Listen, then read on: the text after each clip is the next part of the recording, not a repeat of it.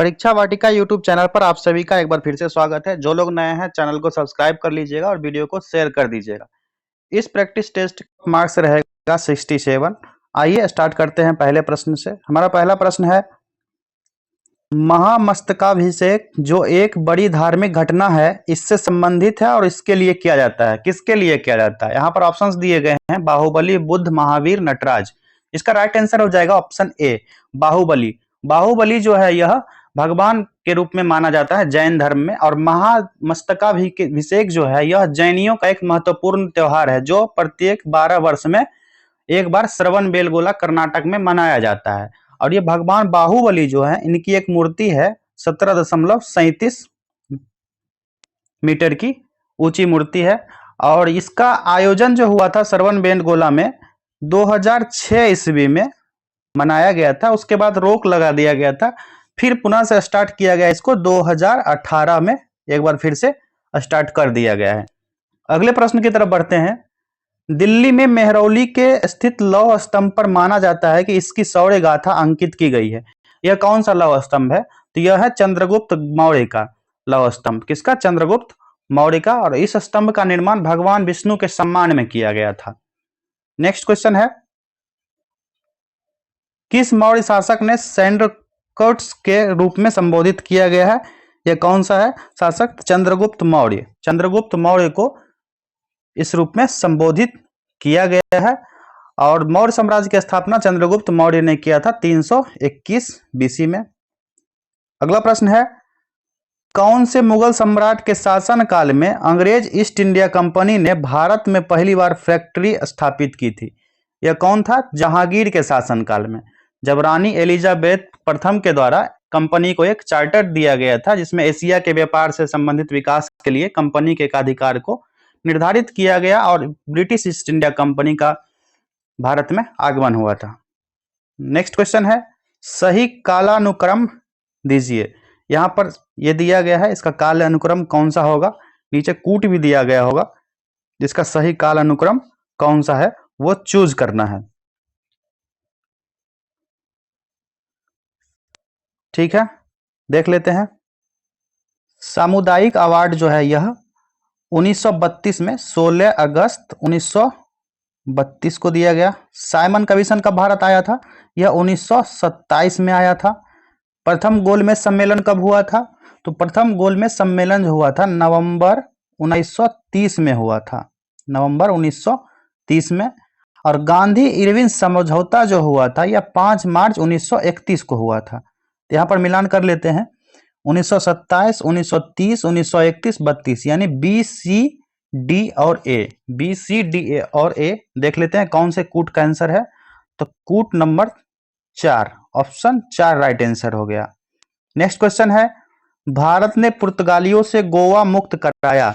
कब मुक्त कराया था पुर्तगालियों ने? तो 1961 ईस्वी में। 18 से 19 दिसंबर 1961 को सैन्य कार्यवाही के द्वारा भारतीय सेना ने पुर्तगाली सेना को हटाकर गोवा पर अधिकार कर लिया था। नेक्स्ट क्वेश्चन है, निम्नलिखित में से कौन सा अधिनियम मॉन्टेग्यू चेम्सफोर्ड सुधार कहलाता है? इस अधिनियम का नाम है भारत सरकार का अधिनियम 1919 ईस्वी में पारित किया गया था। नेक्स्ट क्वेश्चन है हमारा, निम्नलिखित में से किसने निरंकारी आंदोलन की स्थापना की? यह किया गया था बाबा दयाल दास के द्वारा। ऑप्शन 4 राइट आंसर हो गया। अगला प्रश्न है, किस तिथि को संविधान सभा की पहली बैठक हुई थी? संविधान सभा की पहली बैठक 9 दिसंबर 1946 ईस्वी को हुई थी। और अंतिम सत्र जो है यह 24 जनवरी 1950 ईस्वी को आयोजित किया गया था, संविधान सभा का अंतिम बैठक। अगला प्रश्न है, भारत का पहला दूरदर्शन केंद्र सितंबर कौन सी ईस्वी में स्थापित हुआ? प्रारंभ में वह सप्ताह के 3 दिन चलता था और आकाशवाणी का हिस्सा था। केवल 1965 में नियमित रूप से पहली सामान्य सेवा दिल्ली से शुरू हुई थी। ये कौन सा था? इसका ऑप्शंस देख लेते हैं। इसका राइट आंसर हो जाएगा ऑप्शन सी, 1959 ईस्वी में। किस देश की विदेश नीति ने ट्रूमैन सिद्धांत जुड़ा हुआ है? कौन से विदेश नीति से जुड़ा हुआ है? ये यूएसए के सिद्धांत से जुड़ा हुआ है। इससे यूएसए के सिद्धांत से जुड़ा हुआ है। और यूएसए की देश की विदेशी नीति से जुड़ा ट्रूमैन है। अगला प्रश्न है, निम्न में से किस देश के साथ भारत ने पंचशील समझौते पर हस्ताक्षर किए? यह कौन सा देश है? चीन। ऑप्शन 3 राइट आंसर हो जाएगा। पंचशील समझौता पर भारत ने चीन के साथ जो समझौता किया है उसका सिद्धांत क्या क्या था? पहला था कि क्षेत्रीय अखंडता का सम्मान किया जाएगा। दूसरा था कि आंतरिक मामले में हस्तक्षेप नहीं करेगा चीन या भारत चीन के मामले में।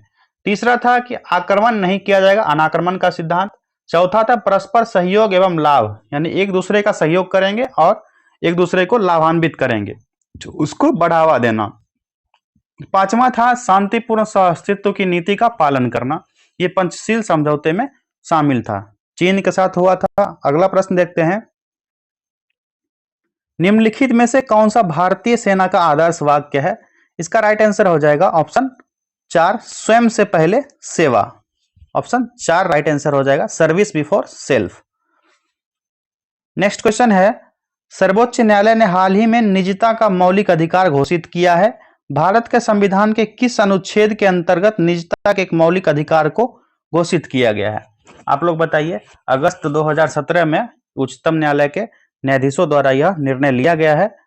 कौन सा मौलिक अधिकार के अंतर्गत आएगा, कौन सा अनुच्छेद? आप सभी को पता है, अनुच्छेद 21। और अनुच्छेद 21A भी जोड़ा गया था संविधान में, जिसमें 6 से 14 वर्ष के बच्चों को निःशुल्क शिक्षा का प्रावधान किया गया है। अगला प्रश्न है, किस संविधान संशोधन के द्वारा दिल्ली को एक विधानसभा दी गई है? कौन सा संविधान संशोधन था? 69वां संविधान संशोधन 1991 के द्वारा दिल्ली को एक विधानसभा घोषित किया गया। किस अनुच्छेद के अंतर्गत संसद को संविधान संशोधन की शक्ति दी गई है? कौन सा अनुच्छेद है यह? अनुच्छेद 368, अनुच्छेद 368 के तहत यह दिया गया है।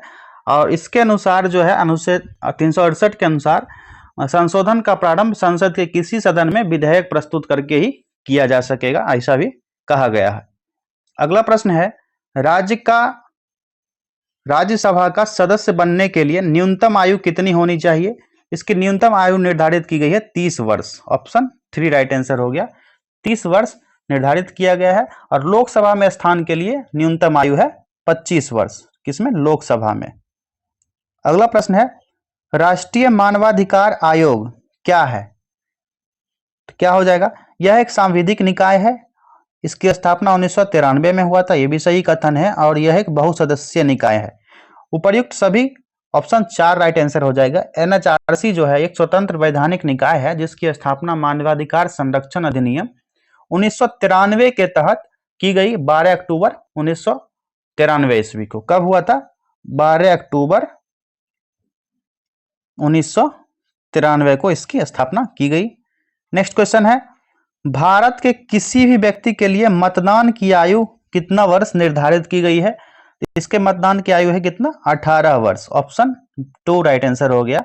1989 तक वयस्क मताधिकार का मतलब 21 वर्ष से ऊपर की उम्र से था। और 1989 में संविधान के 61वां संविधान संशोधन, कौन सा? 61वां संविधान संशोधन करके इसकी आयु घटाकर 18 वर्ष कर दिया गया। पहले 21 वर्ष था और 61वां संविधान संशोधन के तहत 18 वर्ष कर दिया गया। नेक्स्ट क्वेश्चन है, भारतीय संविधान लागू हुआ था, कब लागू हुआ था यह संविधान? यह हुआ था 26 जनवरी 1950 ईस्वी को लागू हुआ था भारतीय संविधान। अगले प्रश्न की तरफ बढ़ते हैं, भारत में भाषा के आधार पर रचित भारत का प्रथम राज्य, भाषा के आधार पर कौन सा राज्य की रचना हुआ था? Andhra Pradesh. Option A right answer हो गया। आंध्र प्रदेश पहला राज्य बना था जिसे 1 अक्टूबर 1953 ईस्वी को 1953 ईस्वी को 1 मिनट 1 अक्टूबर 1953 ईस्वी को आंध्र प्रदेश राज्य का गठन किया गया, मद्रास से अलग करके। और तेलुगु भाषी लोगों के लिए भाषाई आधार पर नया राज्य बनाया गया था।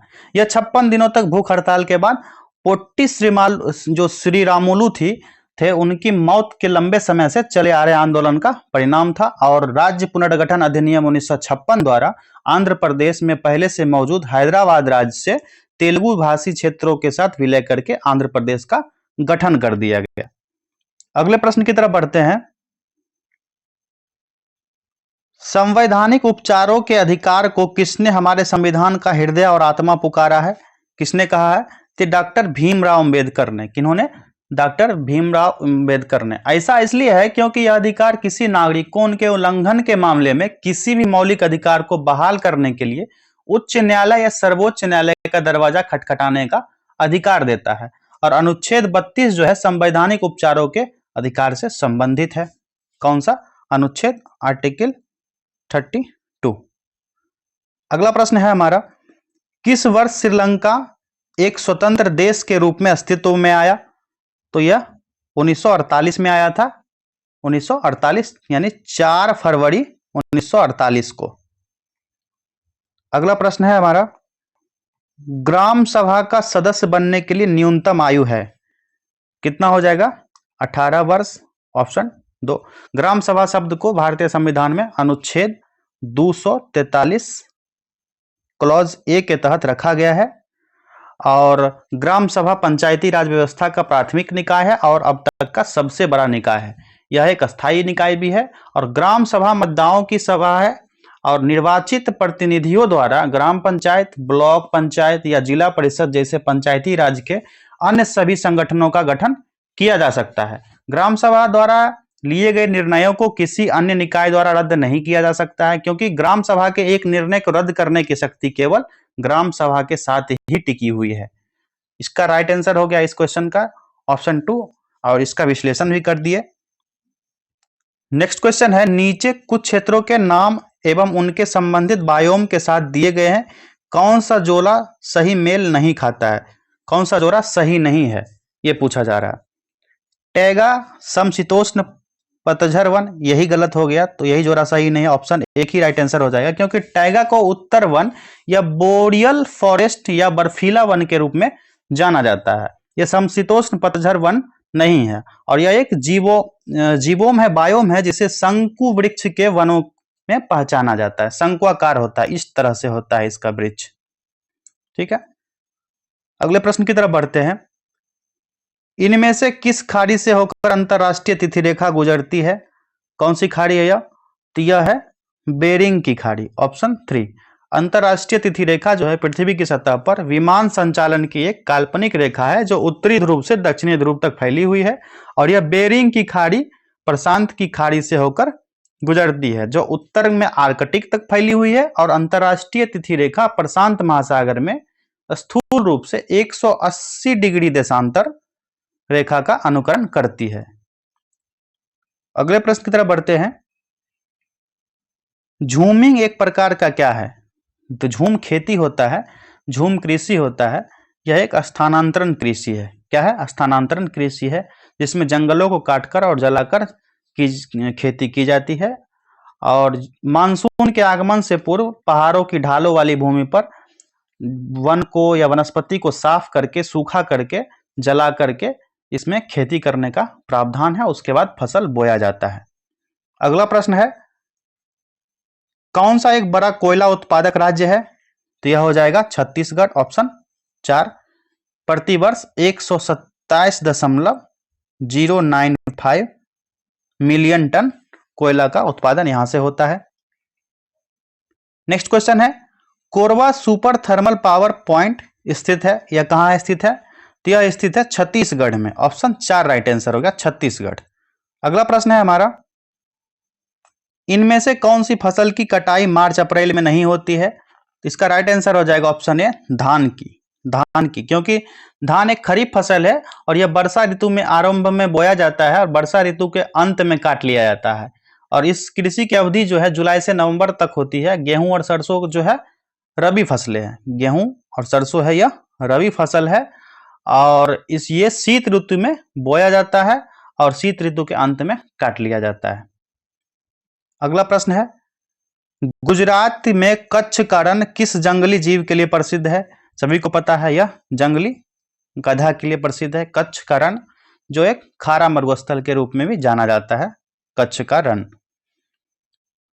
अगला प्रश्न है, दक्षिणी अमेरिका के पूर्वी तट पर कुछ घटनाओं से भारतीय मानसून प्रभावित हो सकता है, उस घटना को क्या कहते हैं जो भारत में मानसून प्रवणता को बढ़ा सकती है? ऑप्शन देख लेते हैं। इसको क्या कहा जाएगा? इसको कहा जाता है एल नीनो। एल नीनो कहा जाता है, जो गर्म जलधारा है, मौसम प्रतिमान पर वैश्विक प्रभाव के साथ प्रशांत महासागर में उत्पन्न होने वाला एक जलवायु चक्र है। सामान्यतः एल नीनो और भारतीय मानसून में विलोम संबंध होता है। दक्षिण पश्चिमी मानसून के दौरान दक्षिण अमेरिका से आने वाली व्यापारिक पवनें जो होती है वो सामान्यतः पश्चिम की ओर, विशेष रूप से एशिया की ओर बहती है और प्रशांत महासागर के गर्म होने के परिणाम स्वरूप यह पवन जो है कमजोर पड़ जाती है। इस प्रकार नमी और उष्मा की मात्रा सीमित हो जाती है और परिणाम स्वरूप भारतीय महाद्वीप में वर्षा का वितरण असमान हो जाता है। 1871 ईस्वी के बाद जो है एल नीनो के कारण भारत में 6 बार सूखा का स्थिति बन चुका है और हाल के वर्षों में 2002 और 2009 में हाल फिलहाल में सूखा का स्थिति बना है एल नीनो के कारण। अगला प्रश्न देखते हैं, कौन सी एक खरीफ फसल नहीं है पूछा जा रहा है। तो खरीफ फसल के बारे में भी बताए थे आपको, तो गेहूं एक खरीफ फसल नहीं है, गेहूं एक रबी फसल है। नेक्स्ट क्वेश्चन है, चेक का कैंसिलेशन डैश के पूरे हस्ताक्षर से किया जा सकता है। तो यह आहर्ता, चेक का आहर्ता जो ड्रॉअर होता है उसके हस्ताक्षर से किया जा सकता है कैंसिलेशन। भारत में 1 रुपया का नोट और सिक्का एवं 50 पैसा का सिक्का किसके द्वारा जारी किया जाता है? यह किया जाता है केंद्र सरकार के द्वारा। भारत में केंद्र सरकार के द्वारा जारी किया जाता है। सभी मूल्य वर्ग के सिक्कों को ढालने का एकमात्र अधिकार भारत सरकार के पास है। भारतीय रिजर्व बैंक जो आरबीआई के पास जो नोट जारी करने का अधिकार है 2 रुपया, 5 रुपया, 10 रुपया, 20 रुपए, 50 रुपए, 100 रुपए, 500 रुपए, 1000 रुपए का तो प्रचलन खत्म कर दिया गया। 2000 का अधिकार था, 2000 का भी खत्म कर दिया गया। और जितने ये सिक्के हैं 1 रुपया 50 पैसा, क्योंकि इसको ढालने में सरकार को ज्यादा पैसा खर्च होता है। 1 रुपया को ढालने में 1 रुपया 16 पैसा के आसपास खर्च होता है, जिसके कारण आरबीआई यह नहीं कर सकता है, सरकार के द्वारा ही इसकी छपाई की जाती है। नेक्स्ट क्वेश्चन है, धन के प्रयोग के बिना वस्तुओं का आदान प्रदान किस प्रणाली के अंतर्गत आता है? यह आता है विनिमय प्रणाली के अंतर्गत। विनिमय प्रणाली वस्तुओं के आदान प्रदान की वह प्रणाली है जहां विनिमय के किसी माध्यम जैसे धन का प्रयोग किए बिना वस्तुओं और सेवाओं को प्रत्यक्ष अन्य वस्तुओं और सेवाओं से बदला जा सकता है। ऑप्शन ए राइट आंसर हो गया, ऑप्शन 1। निम्नलिखित में से कौन एक प्रकार का चेक नहीं है पूछा जा रहा है। कौन सा चेक नहीं हो जाएगा? स्पीड चेक, यह एक चेक नहीं है।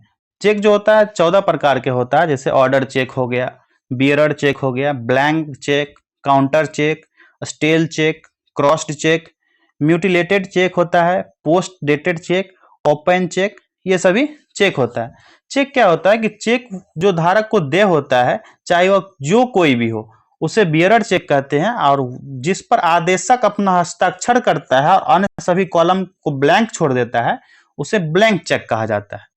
क्रॉस चेक की बात करें अगर जो, तो क्रॉस चेक वह होता है जिसमें सम्मुख 2 छोटी समानांतर लाइनें खींची होती है, वो क्रॉस चेक होता है। बता दिए तीनों चेक के बारे में। स्पीड चेक नहीं होता है, ऑप्शन 4 राइट आंसर हो गया। अगले प्रश्न की तरफ बढ़ते हैं। आरबीआई का विस्तारित रूप है, यानी आरबीआई का फुल फॉर्म पूछा जा रहा है। आरबीआई का फुल फॉर्म हो जाएगा रिजर्व बैंक ऑफ इंडिया। इसकी स्थापना कब की गई थी? रिजर्व बैंक अधिनियम 1934 के तहत 1 अप्रैल 1935 ईस्वी को आरबीआई की स्थापना की गई। अगला प्रश्न है, किस भारतीय वाणिज्य बैंक ने मोबाइल एटीएम सेवा प्रदान करने में प्रथम स्थान पाया है? यह कौन सा हो जाएगा? इसका नाम है ICICI bank, option 3 right answer हो गया। भारत में डैश में एक नया पैसा का परिचय कराया गया था और 1964 में उसका पुनर्नामकरण किया गया। यह कौन सा है? यह हो जाएगा 1957 ईस्वी में किया गया था। कब? 1 अप्रैल 1957 को, जो दशमलव श्रृंखला पेश किया गया था, जिसमें रुपया अब 16 अनाज की बजाय 100 पैसों में बांटा गया। पहले 16 आना होता था, अब 100 पैसा कर दिया गया। ठीक है। अगला प्रश्न है, किस बैंक ने टैप एंड पे नामक नई अभिनव एनएफसी नियर फील्ड कम्युनिकेशन आधारित स्पर्श रहित भुगतान पद्धति की घोषणा की है। यह कौन सा बैंक है? यह है ICICI bank. Option 3 right answer हो गया। निजी क्षेत्र का बैंक है, टैप एंड पे का स्टार्ट किया था। नीति आयोग में नीति से तात्पर्य है, इसका तात्पर्य किससे है? National institution for transforming India. मोटा मोटी इसका फुल फॉर्म पूछा जा रहा है नीति का, तो national institution for transforming India. 1 जनवरी 2015 से, कब? 1 जनवरी 2015 को केंद्रीय मंत्रिमंडल एक प्रस्ताव पारित किया गया जिसमें इसका जो गठन किया गया नीति आयोग का, योजना आयोग के स्थान पर। नेक्स्ट क्वेश्चन है, बैंक में जमा की गई रकम जिसे पूर्व निर्धारित समय अवधि से पूर्व आहरित नहीं किया जा सकता है, उसको क्या कहते हैं? उसको कहा जाता है सावधिक जमा। ऑप्शन 3 राइट आंसर हो जाएगा, सावधिक जमा कहा जाता है। अगले प्रश्न की तरफ बढ़ते हैं। डैश एक संयंत्र है जो किसी वस्तु की दूरी और दिशा का पता लगा सकता है। यह कौन सा संयंत्र है? Radar. Option 4 right answer, option 4 इसका आंसर हो गया। रडार एक ऑब्जेक्ट डिटेक्शन सिस्टम होता है और जो ऑब्जेक्ट्स की रेंज, कोण और वेग को निर्धारित करने के लिए रेडियो तरंग का उपयोग करता है। और इसका उपयोग जो होता है विमान, जहाज, अंतरिक्ष यान, निर्देशित मिसाइल, मोटर वाहन, मौसम संरचना और इलाकाओं का पता लगाने के लिए किया जाता है। रडार जो होता है रेडियो या माइक्रोवेव डोमेन में विद्युत चुंबकीय तरंगों का प्रयोग किया जाता है इसमें। अगला प्रश्न है हमारा, वायुमंडलीय दबाव किसके द्वारा मापा जाता है? तो यह मापा जाता है बैरोमीटर। ऑप्शन 4 राइट आंसर हो गया। नेक्स्ट क्वेश्चन है, प्रकाश वर्ष की एक मापन इकाई है, इसकी मापन इकाई क्या हो जाएगी? दूरी। ऑप्शन 4। नेक्स्ट क्वेश्चन है, पलायन वेग का दर क्या होता है? तो पलायन वेग का दर होता है 11.2 किलोमीटर प्रति सेकेंड। अगला प्रश्न है, यातायात को रोकने के लिए यातायात संकेतन में लाल प्रकाश का उपयोग किया जाता है, क्यों किया जाता है इसका उपयोग? क्योंकि यह कम से कम परिकीर्णित होता है और अतः आसानी से लंबी दूरी पर से सूचित हो सकता है। ऑप्शन 3 राइट आंसर हो गया। अगला प्रश्न है, संघनन प्रक्रिया से संदर्भित है। संघनन प्रक्रिया से क्या संदर्भित है? तो संदर्भित है जल वाष्प का इसके द्रव के रूप में परिवर्तित होना। ऑप्शन 4 राइट आंसर हो गया। अगला प्रश्न है, तीव्र प्रजनक रिएक्टर में कौन सा ईंधन इस्तेमाल होता है? तो इसमें इस्तेमाल किया जाता है प्लूटोनियम। प्लूटोनियम का इस्तेमाल किया जाता है। ठीक है। परंपरागत परमाणु रिएक्टर अपने ईंधन के रूप में यूरेनियम 235 का प्रयोग करते हैं। हालांकि यूरेनियम 235 का निर्माण प्राकृतिक रूप से किए जाने वाले 1% से कम यूरेनियम से होता है और अधिकांश यूरेनियम आइसोटोप यूरेनियम 238 के रूप में पाया जाता है, जिसका प्रयोग परंपरागत परमाणु रिएक्टर से नहीं किया जा सकता और यह यूरेनियम 235 के समान परमाणु विखंडन की प्रक्रिया से होकर नहीं गुजरता है। अगला प्रश्न है, एक नाभिकीय संयंत्र में एक मंदक कार्य है, इसका राइट आंसर क्या हो जाएगा? इसका राइट आंसर हो जाएगा ऑप्शन 3, न्यूट्रॉन की गति कम करने का कार्य करता है। अगला प्रश्न है, फोटोवोल्टाइक सेल बनाने में कौन सा प्रमुख मूल द्रव्य इस्तेमाल किया जाता है? तो इसमें इस्तेमाल होता है सिलिकॉन का। ऑप्शन 4 राइट आंसर हो गया। कौन से हाइड्रोकार्बन के एलपीजी मुख्य घटक है? तो यह हो जाएगा ऑप्शन 2, प्रोपेन और ब्यूटेन का इस्तेमाल किया जाता है। प्रोपेन का फॉर्मूला क्या होता है? C3H8 और ब्यूटेन का C4H10। अगला प्रश्न है, बिना धुली सब्जियां जैसे बंदा गोभी को खाने के परिणाम स्वरूप एक कृमि के संक्रमण के द्वारा मस्तिष्क प्रभावित हो सकता है और दौरा पड़ सकता है। इस कृमि का नाम क्या है? कृमि का नाम पूछा जा रहा है। इस कृमि का क्या नाम हो जाएगा? इसका नाम है फीता कृमि। ऑप्शन 2, फीता कृमि नाम है। नेक्स्ट क्वेश्चन है, निम्नलिखित में से कौन सी ग्रंथि नहीं है? तो कौन सी ग्रंथि नहीं होगी? तो ये हो जाएगा अमाशय। अमाशय ग्रंथि नहीं है। अगला प्रश्न है, निम्नलिखित में से कौन एक हार्मोन है? हार्मोन कौन सा हो जाएगा? तो हो जाएगा ऑप्शन 4, इंसुलिन एक हार्मोन है। प्राकृतिक चयन के सिद्धांत का प्रतिपादन किसने किया? इसका प्रतिपादन किया गया था डार्विन के द्वारा। ऑप्शन 3 राइट आंसर हो गया। एंजाइम पेप्सिन का क्या कार्य है? पेप्सिन का कार्य होता है प्रोटीन को पेप्टोन में बदल देना। ऑप्शन 3 राइट आंसर हो गया। यह प्रोटीन को पेप्टोन में बदल देता है। नेक्स्ट क्वेश्चन है, निम्नलिखित में से कौन ओजोन छिद्र को बनने में सहायक प्रदान करता है? यह कौन सहायता प्रदान करता है प्रोटीन को ओजोन छिद्र को बनने में? तो यह chlorofluoro carbon. Option 3 right answer हो गया इसका, chlorofluoro carbon, CFC। Next question देखते हैं, रतौंधी की बीमारी निम्नलिखित में से किस विटामिन की कमी के कारण होती है? तो यह होती है विटामिन ए के कारण। विटामिन ए की कमी के कारण रतौंधी बीमारी होती है। ठीक है, अगला प्रश्न देखते हैं, गणित का प्रश्न है। जब ये सीरीज स्टार्ट किए थे उसी समय बता दिए थे कि जितने भी 33 सेट्स हैं सबका गणित और रीजनिंग का प्रश्न जो भी है एक सेपरेट वीडियो में करा दिया गया है, वहां आप लोग देख सकते हैं। आंसर बताते चलते हैं, आप लोग टिक कर लीजिएगा। इस प्रश्न का राइट आंसर हो जाएगा ऑप्शन 3। अगला प्रश्न है, देख लीजिए, स्क्रीनशॉट ले लीजिएगा, नहीं तो वो सेपरेट वीडियो आप देख लीजिए जाकर के, इसी चैनल पर उपलब्ध है, सर्च कर लीजिएगा। इसका राइट आंसर हो जाएगा ऑप्शन 2। इस प्रश्न को देख लीजिए, इसका राइट आंसर हो जाएगा ऑप्शन 2। नेक्स्ट क्वेश्चन, इसका भी राइट आंसर हो जाएगा ऑप्शन 2, 20%। अगला प्रश्न है 65वां, राइट आंसर हो जाएगा ऑप्शन 2, 50,000। अगला प्रश्न है, देख लीजिए, इसका भी राइट आंसर हो जाएगा 12 मिनट, ऑप्शन ए। अब हिंदी से प्रश्न आएगा दो अंग्रेजी से। सुत शब्द का अर्थ है, सुत शब्द का अर्थ क्या होता है? बेटा या बेटी होता है। तो सुत शब्द का अर्थ बेटा के संदर्भ में है और सुता का शब्द होता है बेटी। सुत है तो बेटा हो गया, अगर यही सुता लिखा होता तो इसका अर्थ हो जाता बेटी। जिसका आदर ना किया गया हो उसके लिए कौन सा शब्द प्रयुक्त होगा? उसके लिए प्रयुक्त होने वाला शब्द है अनादृत। ऑप्शन ए राइट आंसर हो गया। अगले प्रश्न की तरफ बढ़ते हैं, select the option that express the given sentence in active voice.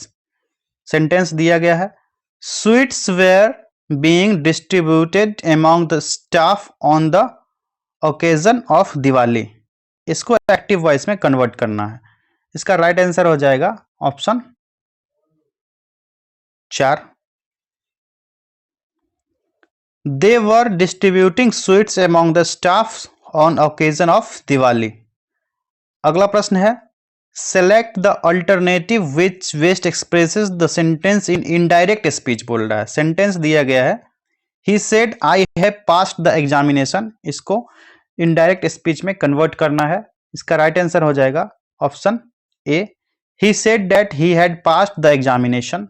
Option 1 right answer हो गया। अगला प्रश्न देखते हैं, बिहार में साइमन आयोग के बहिष्कार के लिए सर्वदलीय बैठक के आयोजन का नेतृत्व किसने किया था? इसका नेतृत्व किया था अनुग्रह नारायण के द्वारा किया गया था, अनुग्रह नारायण सिन्हा के द्वारा। ऑप्शन 3 राइट आंसर हो गया इसका। नेक्स्ट क्वेश्चन है, कैमूर का पठार किस भौगोलिक क्षेत्र का हिस्सा है? कैमूर का पठार, तो कैमूर का पठार जो है गंगा नदी के दक्षिणी छोटा गंगा होता है, यह दक्षिणी बिहार का मैदान है, उसी का हिस्सा है। जनसंख्या की दशकीय वृद्धि की दृष्टि से बिहार का सबसे अच्छा प्रदर्शन करने वाला जिला कौन सा है? तो यह है गोपालगंज। गोपालगंज में जनसंख्या वृद्धि दर के लिहाज से सर्वोत्तम प्रदर्शन करने वाला जिला है। और गोपालगंज के बारे में है कि यहाँ पर सेक्स रेशियो भी अच्छा है, प्रति 1000 पुरुषों में महिलाओं की संख्या भी पुरुषों से अधिक है। अगला प्रश्न है, बिहार राज्य में इथेनॉल की पहली फैक्ट्री किस जिला में खुल रही है? तो यह खुल रहा है आरा भोजपुर में। ऑप्शन ए राइट आंसर हो गया इसका। अगला प्रश्न है, एक डिजिटल फोटोग्राफ का रिजोल्यूशन डैश में मापा जाता है। इसका रिजोल्यूशन मापा जाता है पिक्सल में। ऑप्शन 1 राइट आंसर हो गया, पिक्सल। नेक्स्ट क्वेश्चन है, फाइल एक्सटेंशन डॉट एवीआई संबंधित है। यह संबंधित है किससे? वीडियो से। ऑप्शन 3 राइट आंसर हो गया इसका। एमएस वर्ड में कंट्रोल एस क्या होता है? कंट्रोल प्लस एस, इसका उपयोग किया जाता है किसके लिए? डॉक्यूमेंट को समान नाम से सेव करने के लिए, सेम नेम से सेव करने के लिए उपयोग किया जाता है। कंप्यूटर से संबंधित क्वेश्चंस को हमने एक सेपरेट वीडियो में किया है जिसमें कंप्यूटर शब्दावलियों से संबंधित है, वो भी आप लोग वीडियो में देख सकते हैं। इस वीडियो के डिस्क्रिप्शन में उसका लिंक डाल देंगे और कमेंट बॉक्स में भी डाल देंगे, वहां से भी आप देख सकते हैं। अगला प्रश्न है, अप्सरा, साइरस और जेरिलिना किसका नाम है? तो यह नामकरण जो है यह किसका है? परमाणु रिएक्टर का नाम है। किसका? परमाणु रिएक्टर का नाम है। इको फ्रेंडली रॉकेट अंगारा किसके द्वारा विकसित किया गया? तो यह विकसित किया गया था रूस के द्वारा। ऑप्शन 1 राइट आंसर हो गया इसका। अटल बिहारी वाजपेयी के साथ किसे भारत रत्न पुरस्कार से नवाजा गया? यह नवाजा गया था पंडित मदन मोहन मालवीय को। ऑप्शन 4 इसका राइट आंसर हो गया। अगला प्रश्न है, कालिदास सम्मान डैश के क्षेत्र में प्रदान किया जाता है? तो यह सम्मान दिया जाता है शास्त्रीय संगीत, शास्त्रीय नृत्य, थिएटर और प्लास्टिक कला, इन सभी के क्षेत्रों में कालिदास सम्मान से पुरस्कृत किया जाता है। मालगुडी डेज नामक प्रसिद्ध पुस्तक निम्नलिखित में से किस लेखक ने लिखी? साथियों, अभी हाल ही में 2 दिन पहले ये वीडियो भी अपलोड किया गया प्रसिद्ध पुस्तक और उनके लेखक के बारे में, जिसमें बहुत सारे पुस्तक, लगभग 250 से अधिक क्वेश्चंस को कराया गया जो इंपॉर्टेंट क्वेश्चन है। ये क्वेश्चन भी उस सीरीज में किया गया है। इसका राइट आंसर हो जाएगा ऑप्शन 3 आर के नारायण। ऑप्शन 3 आर के नारायण। और इस वीडियो का लिंक भी हम डिस्क्रिप्शन और कमेंट में डाल देंगे, वहां से फुल वीडियो देख लीजिएगा आप लोग। भारत का अमर राष्ट्रगीत वंदे मातरम डैश ने लिखा? यह लिखा था बंकिम चंद्र चटर्जी ने। ऑप्शन 3। श्रेष्ठ कलाकृति हंस दमयंती को चरित्र किया गया है, किसके द्वारा किया गया है? राजा रवि वर्मा के द्वारा। और हंस दमयंती जो है राजा रवि वर्मा द्वारा 1889 ईस्वी में चित्रित एक चित्रकला है और इसमें राजकुमारी दमयंती को चित्रित किया गया है जो महाभारत के वन पर्व खंड में वर्णित प्रेम कहानी का एक चरित्र है और शाही हंस के साथ अपने प्यारे और पति नल के बारे में बातें करती है और इस चित्रकला को आधुनिक कला का एक उत्कृष्ट नमूना माना जाता है। राजा रवि वर्मा के द्वारा चित्रित किया गया है। नेक्स्ट क्वेश्चन है, केंद्रीय रिजर्व पुलिस बल सीआरपीएफ द्वारा भारत में किस दिन को शौर्य दिवस के रूप में मनाया जाता है? शौर्य दिवस यह मनाया जाता है 9 अप्रैल को। कब? 9 अप्रैल को। पाकिस्तान की 51वीं ब्रिगेड जो थी 9 अप्रैल 1965 को अपने 35,000 सैनिकों के साथ रन ऑफ कच्छ पर अधिकार करने हमला किया था। उस समय वहां सीआरपीएफ की दूसरी बटालियन भी 4 कंपनियां तैनात थी, जिसमें मात्र 6 जवान को खोकर सीआरपीएफ ने पाकिस्तानी सेना को पीछे भगाने पर मजबूर कर दिया था और इसी स्मृति में शौर्य दिवस मनाया जाता है। अगला प्रश्न है, अंतर्राष्ट्रीय नृत्य दिवस हर साल किस दिन मनाया जाता है?